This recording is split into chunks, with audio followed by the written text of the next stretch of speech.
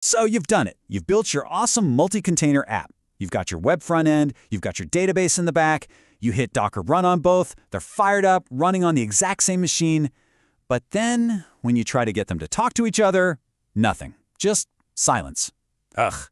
It's probably one of the most common and, let's be honest, one of the most frustrating moments that every single developer hits when they first get into Docker. Okay, so let's get right into it, because here's the kicker. This isn't a bug, it's actually a feature. And that's the central mystery we're going to solve in this explainer. Why in the world are these two services sitting right next to each other on the same computer, totally invisible to one another? Well, it all comes down to this one core idea: isolation by design. The whole point, the entire philosophy of containers, is built on keeping things separate. They're meant to be these perfectly self-contained, sandbox little worlds that can't mess with each other or the host system. And that's absolutely crucial for things like security, stability, and, preventing those awful dependency hell situations. So that broken connection, it's not a failure. It's Docker doing its job perfectly. So how does Docker pull this off? Well, under the hood, it's using a really powerful Linux feature called a network namespace. The best way to think about it is like this. Your computer, the host machine, is a big apartment building.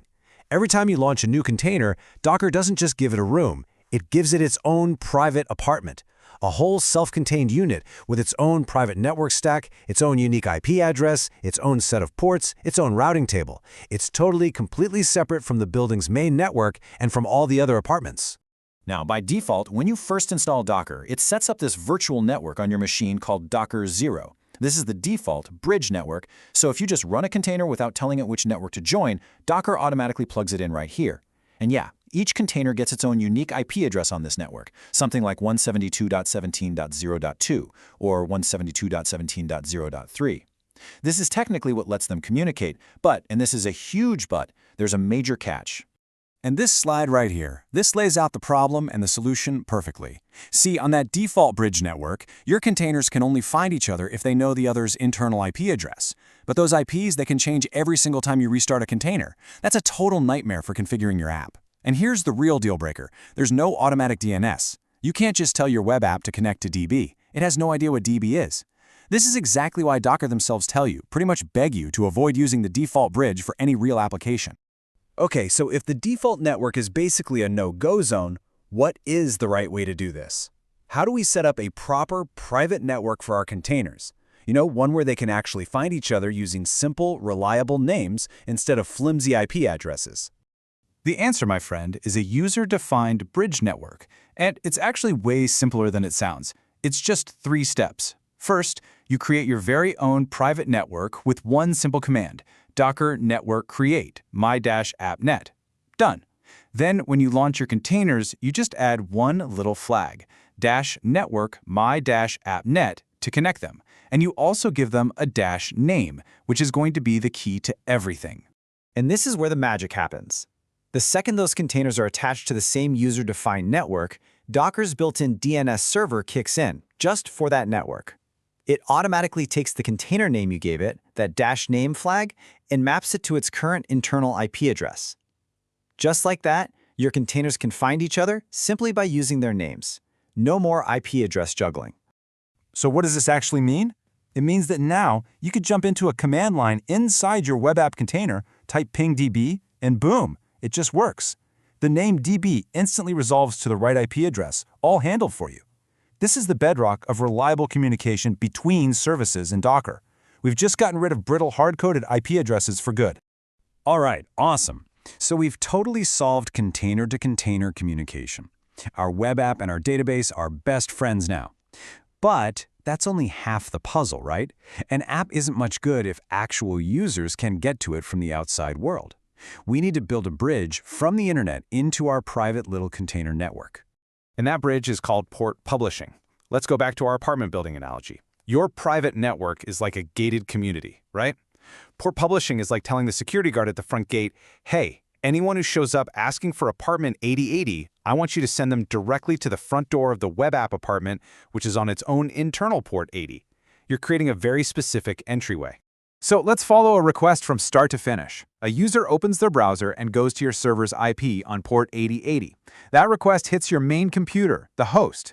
The Docker engine is listening on that port and acts like a traffic cop. It sees the request and says, aha, I know where this goes. It forwards the traffic over the MyAppNet bridge and straight to port 80 inside the web app container. The web app does its thing, maybe it needs to talk to the database, so it just says, hey DB, I need this data. It gets the response back and then sends the final web page all the way back out to the user. That's the full end-to-end picture. Getting this flow down is really the key to building solid applications with Docker. But, things don't always work on the first try, do they? So what happens when you've done all this? You've created your network, you've published your ports, and it's still not working, right? It's time to put on our detective hats, because we're going to dive into how to debug the most common networking headaches. Let's walk through the top culprits. Symptom number 1, you get connection refused from the outside world. First thing to check, always, is your port mapping. Run docker ps and look for that 0.0.0.0:8080/80/TCP line. If it's there, the next suspect is your app itself. Is it actually listening on the right port inside the container? Okay, next, you get a host not found error from one container trying to reach another. That's almost a dead giveaway they aren't on the same network. Run docker network inspect on your network and you'll see a list of who's connected. Finally, what if it just times out? No response at all. That often points to a firewall on your host machine blocking the port. A great trick is to use docker exec to get a shell inside one container and try to curl the other. That tells you if the internal network is okay. Seriously, learning these few commands will save you hours of headaches. And hey, if you're finding this deep dive into debugging useful, do me a favor and hit that like button and subscribe for more practical DevOps guides just like this. Okay, so running all these Docker run and Docker network create commands is awesome for learning how this stuff works. But for a real project, it's manual, it's messy, and it's super easy to make a mistake. So let me show you the professional way, the standard way to do this. Docker Compose. This lets you define your entire application, all the services, all the networks, everything in one single beautiful text file. I mean, just look at how clean this is. This one little dockercompose.yamo file describes our whole setup. We've got our services, web app, and DB. We say which images to use, what ports to publish for the web app, and then the crucial part. We have a network section where we define our MyAppNet and tell both services to connect to it. That's it. Docker Compose handles creating the network for you. Now you just run one command, Docker Compose up, and your whole application stack comes to life. It's repeatable, you can check it into Git. It is absolutely the best way to do this.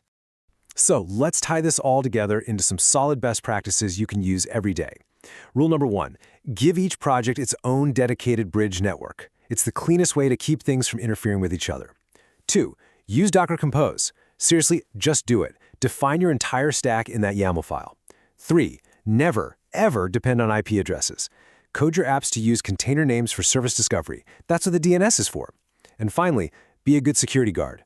Only publish ports for services that actually need to be hit from the outside world, like your web server. Your database, it almost never, ever needs its port exposed to the host. All right, let's do a quick recap. I want to make sure you walk away from this with a really clear mental model for how all of this fits together.